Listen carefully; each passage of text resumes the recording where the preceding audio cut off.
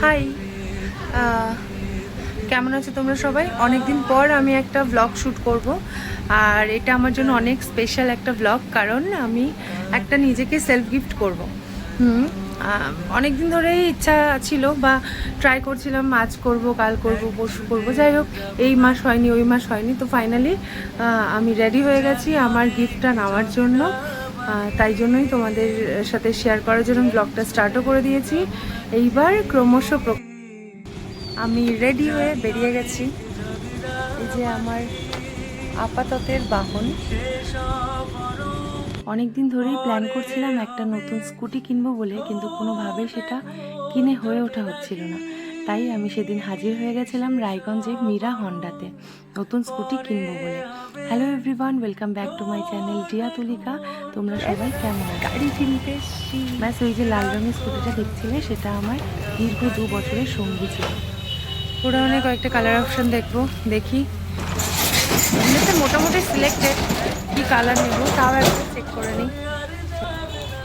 ট্রাকটা তো নেবো না। লাল রঙের ম্যাস্ট্রো স্কুটিটা সেকেন্ড হ্যান্ড হওয়া সত্ত্বেও আমার জীবনের ফার্স্ট স্কুটি ছিল। নিজের সেভিংসের টাকা দিয়ে কিনেছিলাম, তাই ভীষণ ইমোশন জড়িয়ে আছে স্কুটিটার সাথে আমার। এছাড়াও দীর্ঘ 2 বছর ধরে মা সারদা কিচেনের হোম ডেলিভারিটা আমার সাথে তালে তাল মিলিয়ে করে গেছে। কিন্তু কি আর করার, বয়স হয়েছে স্কুটিটার প্রায় 10 বছর, তাই স্কুটি নিজের অ্যাক্টিভিটিস দিয়েই আমাকে জানান দিয়েছে তাকে এখন চেঞ্জ করার সময় এসেছে। সেই কারণে সেই লাল পরীকে বিদায় জানিয়ে এই নীল পরীকে আমার লাইফে এন্ট্রি করালাম। এখন হবে এই নীল পরীর হার্ট ট্রান্সপ্ল্যান্ট, মানে ব্যাটারি লাগানো হচ্ছে, না হলে কিন্তু নীল পরী একদম চলাফেরা করতে পারবে না। নতুন যাই কিছু আসুক না কেন জীবনে, পুরনোকে বিদায় জানাতে কিন্তু একটু হলেও সবারই কষ্ট হয়। কি বলো, তোমাদের হয় না? আমার কিন্তু ভীষণ কষ্ট হয়। কিচ্ছু করার নেই, যার যতটুকু সময় থাকার তারা কিন্তু ততটুকু সময়ই থাকবে, সেটা জড় পদার্থ হোক, আসবাবপত্র হোক, কিংবা সজীব বস্তু হোক না কেন।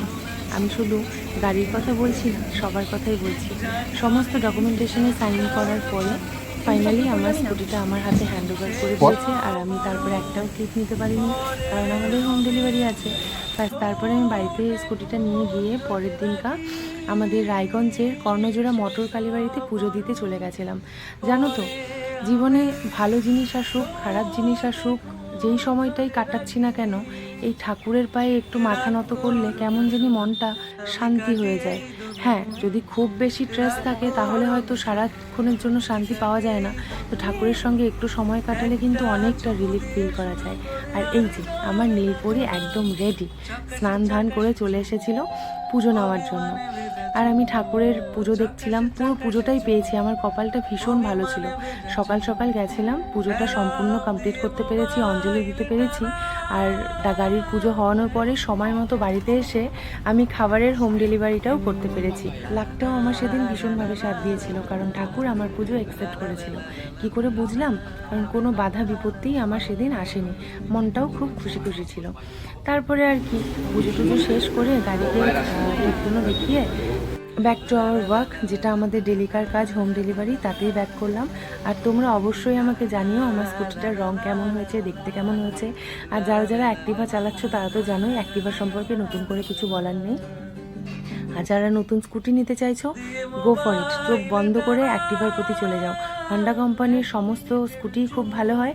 আমার এই অ্যাক্টিভা চালানোর পরে একদম মানে মন ছুঁয়ে গেছে, ভীষণ ভালো স্কুটিটা। চলো আজকে আসি, দেখা হচ্ছে অন্য কোনো ভিডিওতে। Keep in touch, bye bye.